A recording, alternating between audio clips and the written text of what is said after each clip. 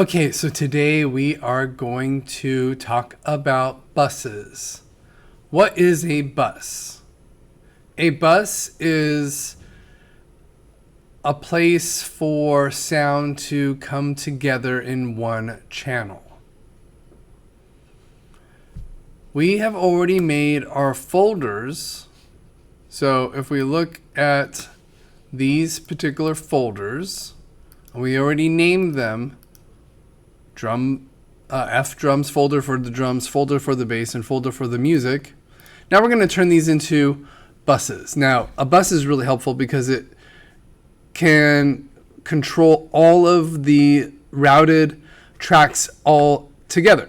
Now, this is really important because if you have a bunch of drum percussion tracks like I do, sometimes those won't feel as cohesive, and by adding a drum bus to it, it can easily just glue or make the tracks more cohesive and sounding better together. Now, there's it's really straightforward to do. So we're going to start with the drum bus. Right now that we just have it a folder. If you come over to this little section right here where it says none, that means there's no bus selected. And then I'm going to come down to drum bus, which we already made in the template. If you do not have it, then you can say add the bus channel and title it drum bus. So we're just going to instantly add our drum bus to our bus. All right, so now when I open this up, it'll say drum bus instead of none. Same thing with the bass. You probably don't have another bass.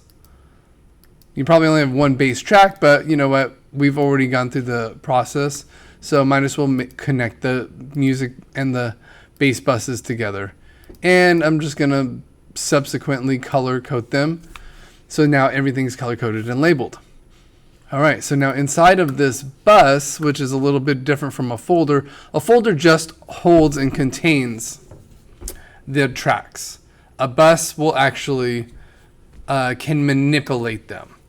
So now we're going to enact our drum bus. Okay, so let's open up our mix window.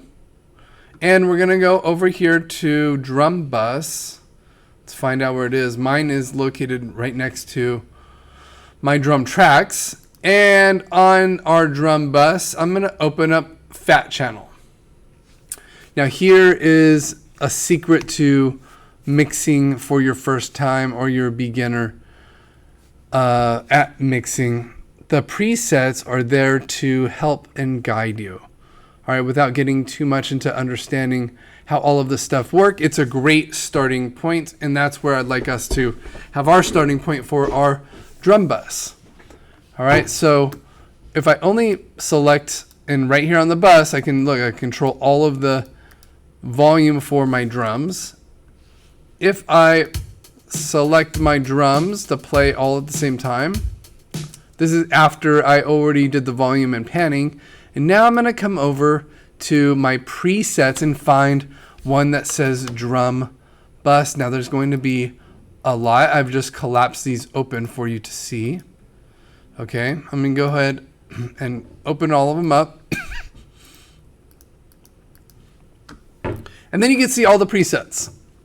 Now the Fat Channel is really great because it has 4 different components built into one plugin. These would normally be separate plugins. So a gate and a high-pass filter. A high-pass filter cuts off low frequencies. It lets high frequencies pass through wherever you enable it. All right. This is extremely important in the mix process, and you'll do this to every single track. Because my drums probably have some lower end, nothing that's going to be below 50 probably, I'm going to just cut off these frequencies under 43 hertz. Okay, then I'm going to go to my compressor. Here's a compressor and an EQ. And there are these classic types of compressors. This is called the LA. It's one of the first compressors ever created, and it is an icon in compression. And we also have the 76, the 1176. Both of these are emulations of world-class compressors and super famous compressors. Okay, so there's the LA and the 1176. And in the EQs, we have a Pultec emulation, which is one of the most famous EQs, and also a classic vintage EQ. And I really love using both of these in on specific tracks. So instead of dialing in all of the specifics for what these do, we're just going to start with a drum bus. So if I look at the compressor, the FET, the FET compressor, I can see that there's drum bus 1 or drum bus 2. You can even put these on each individual instrument, and then we're going to do that as well. So I'm just going to start with drum bus 1. There's also other presets based on drum buses. Here's a drum bus for EQ, and here's a drum bus for a vintage EQ. This one's a passive EQ. So let's just start with drum bus 1 and go to that. So the drum bus 1 uses the 1176, and without getting too much detail into it, I'm going to turn it on.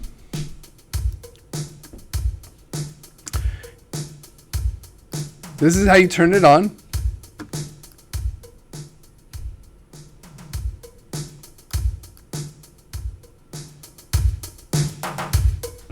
Once you see that needle start to move a little bit, that is how you know the compressor is working. I don't want it to move that much. What a compressor does is that it brings the low frequencies higher and the higher frequencies lower, and makes everything more balanced. When you have a bunch of percussion instruments playing together, their frequencies can be all over the place. And when you put that against the other instruments in the mix, it sometimes needs some taming.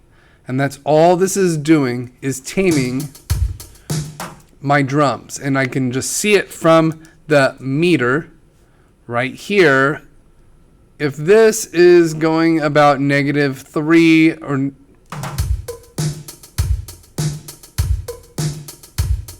that's probably pretty good.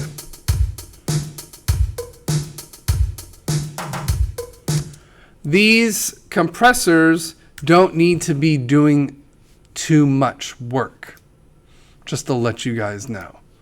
All right. Since this is only the compressor, let's see what happens if I actually enable my vintage EQ drum bus as well. Nope, that did not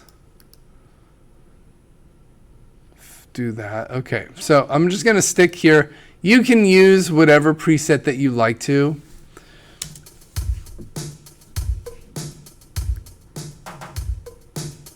But how the compressor works, the 1176, is that the input turned up will start to enable the compressor.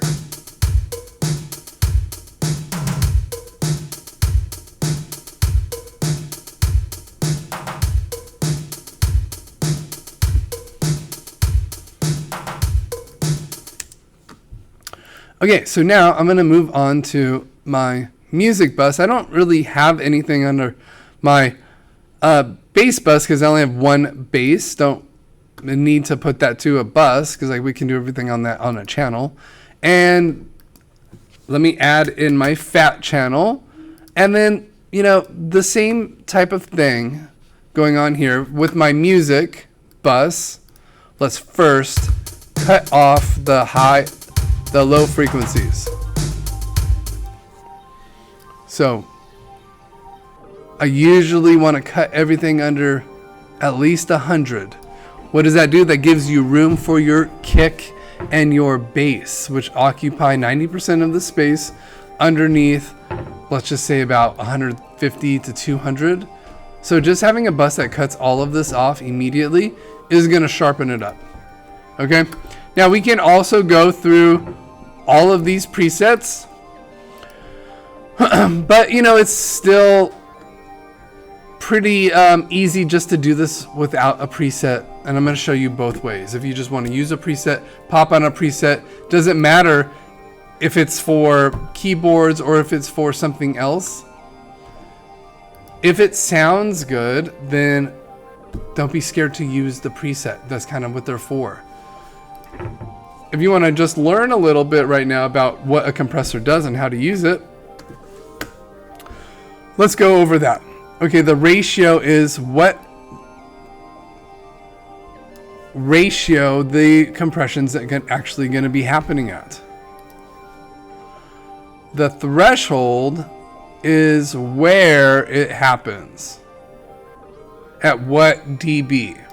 So here's 1 to 1, and then right here is 2 to 1. And what happens, look at what happens when I raise the ratio.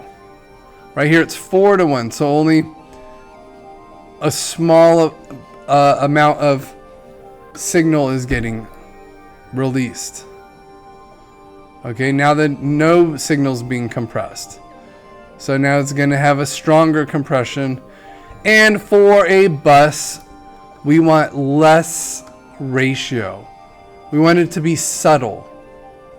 I think that is the key for a good bus compressor, is the subtleness of it. All right, the attack is how fast that your compression happens, and how your release is how slow or fast it gets released. So now we're just going to pull down the threshold, and then you can see your gain reduction happening right here. Okay, now what a compressor does is that it not only squashes the volume, but while squashing the volume, it lowers the volume. And you can see the case here. Without the compression, it's louder. With this compression, it's not as loud. So how do we fix that? Then there is a knob called the gain or makeup gain knob. And this will bring it back to the volume that you had it at before.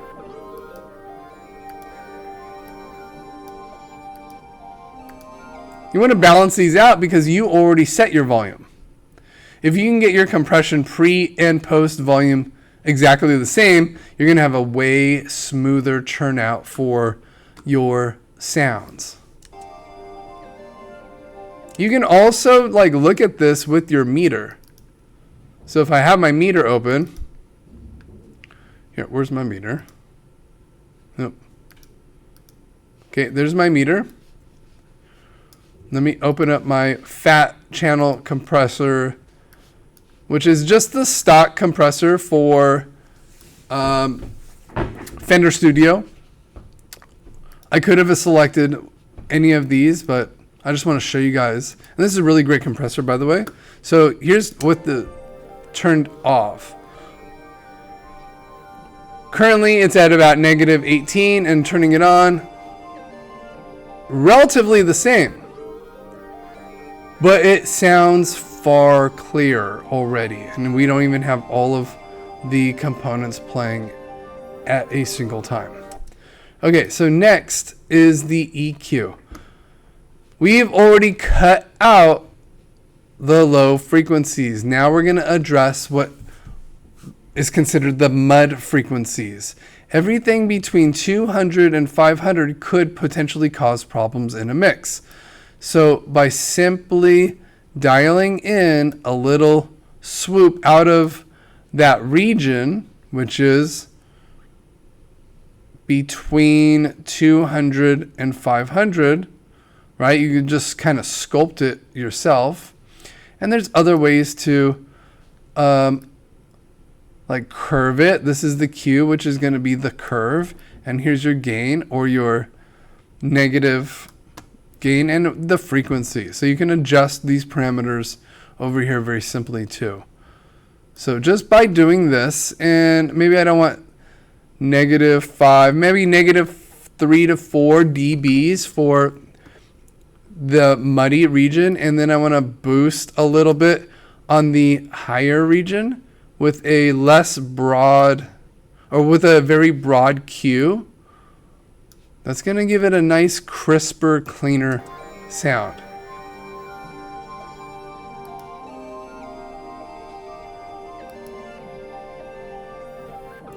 It's the little movements in mixing. You should not have these huge waves of presets and all of these crazy things.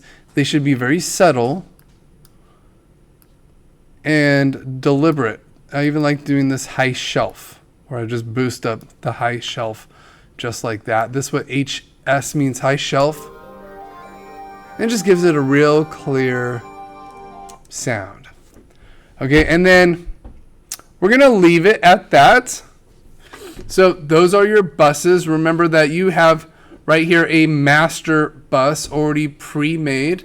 You can always go in and see what the author of this master bus has done if you're really interested in looking about how it goes. They have a Pro EQ first, and it looks like they're boosting a little bit of the here, and look, see, not right here, but they're boosting over 500 and a little high shelf. Okay, then they have a multi-band compressor, which is compressing 3 different sections differently.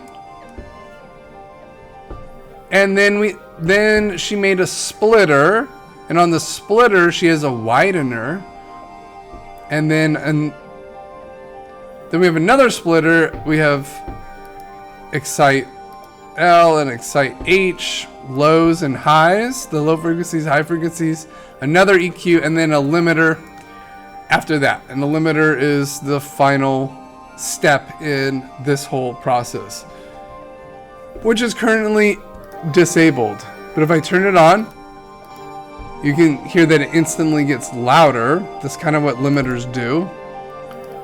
Without going too much in depth, if you want to turn your limiter on to get some extra dB out of your mix, yours is probably turned off as well, so you go ahead and turn it on. And that is all we're going to be doing for buses. So check me out in the next video.